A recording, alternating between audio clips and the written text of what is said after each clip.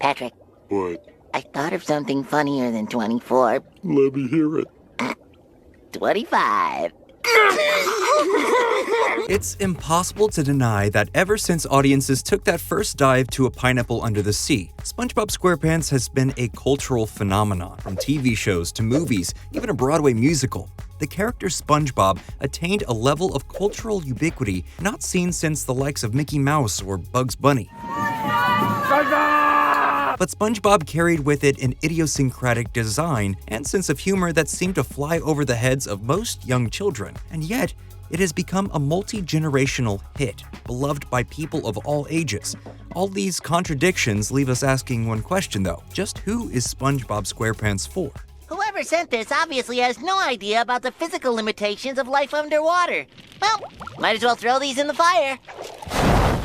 But before we begin today's episode, don't forget to subscribe to the Nerdstalgic YouTube channel so you never miss a video. SpongeBob SquarePants was the brainchild of animation writer and director Steven Hillenberg. The concept of the series was born out of Hillenberg's love of marine biology and science. Initially, Hillenberg was an instructor at the Orange County Marine Institute in Dana Point, California. During this time, he created a comic book called The Intertidal Zone, featuring a group of anthropomorphic undersea creatures, which he used to teach his students about marine life. Many of the characters from that comic would evolve into characters in SpongeBob SquarePants, including a character by the name of Bob the Sponge, who, of course, would someday evolve into the icon SpongeBob SquarePants. Hillenberg's passion for cartooning and animation would grow, and he decided to leave his job as an educator to pursue animation at the California Institute of the Arts. After graduating from CalArts, Hillenberg's short film animation would land him one of his first jobs as a director for the show Rocko's Modern Life. The experience gave Hillenberg the foot in the door needed to pitch SpongeBob SquarePants to Nickelodeon.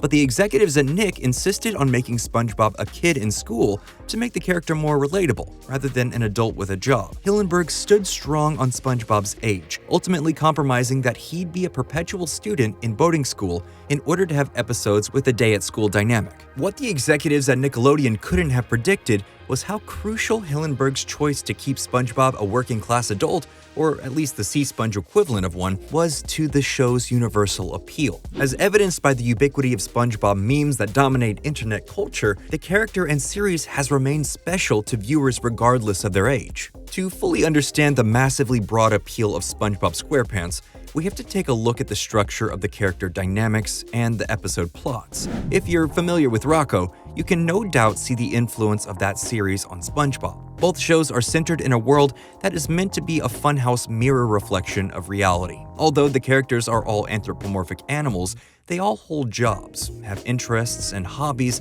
that anyone living in the real world would. Problem with comic books is the ink comes off on your hands. Every time you turn the page, you have to wash your hands.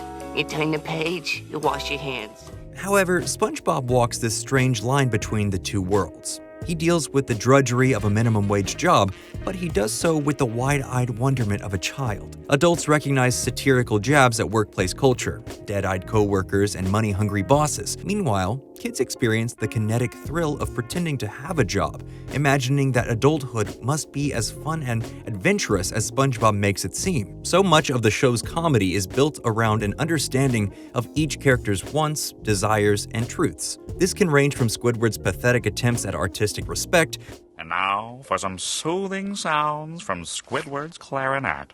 Thank you, to Mr. Krabs' depth of stinginess.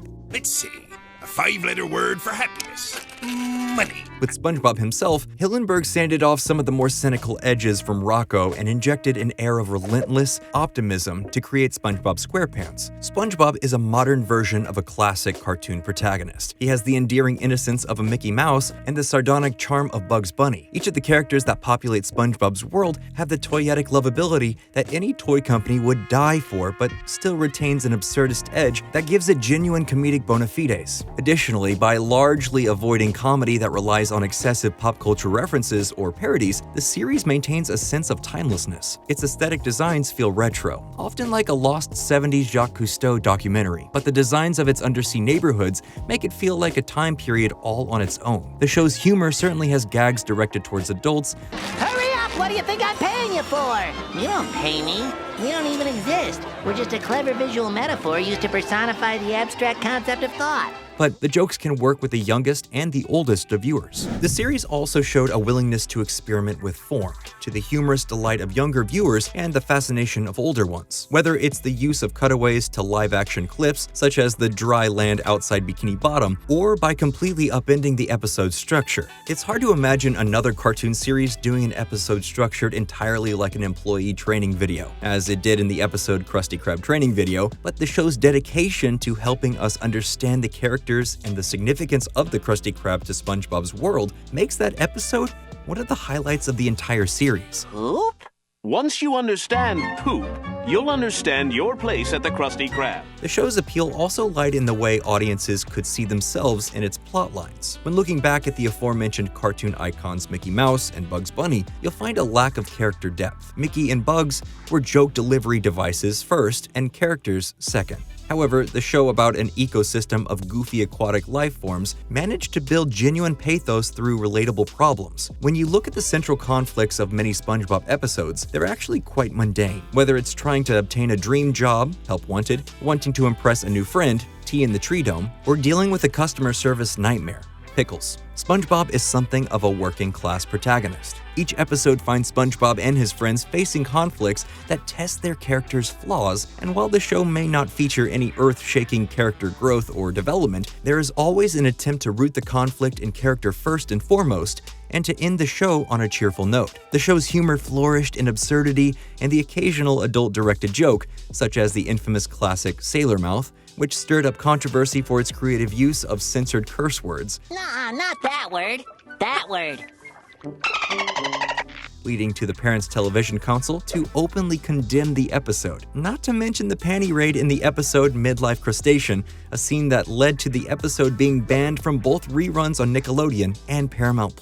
Yet through it all, the show was always anchored by its hopeful, charmingly naive hero. As Hillenberg himself said in the series, SpongeBob Squarepants is a show where innocence prevails, which I don't think it always does in real life. This idea is perhaps best exemplified by the SpongeBob Squarepants movie. The plot of the film follows SpongeBob and Patrick on a quest to retrieve the stolen crown of King Neptune, while also trying to prove their capacity for heroism to the people of Bikini Bottom. SpongeBob ultimately wins the day by embracing his inner goofy goober, a philosophical belief in embracing the inner child and doing so without fear or judgment from the world around us.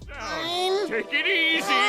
What the scallop? I'm a goofy goober! SpongeBob Squarepants was a show that thrived in optimism in a sea of TV cynicism. This ultimately underlies the universality of SpongeBob Squarepants. The show does not have to be confined to one age group. It can, and always will be, enjoyed by people of all ages. Sadly, Steven Hillenberg passed away in November of 2018. Since his death, there have been numerous spin-offs of the SpongeBob series that, according to those who knew him, largely go against the creative wishes of Hillenberg. Paul Tibbitt, the former showrunner of SpongeBob Squarepants, has been openly critical of Camp Coral, which features kid versions of the characters, something Hillenberg actively fought against in the initial pitch for the show. Tibbitt stated, "My colleagues who work on Camp Coral all know full well Steve would have hated this." It's sad to see that the executives who hold the IP of SpongeBob have lost sight of what made the character so beloved by so many in the first place. Getting to be #1 across the business sector. Business.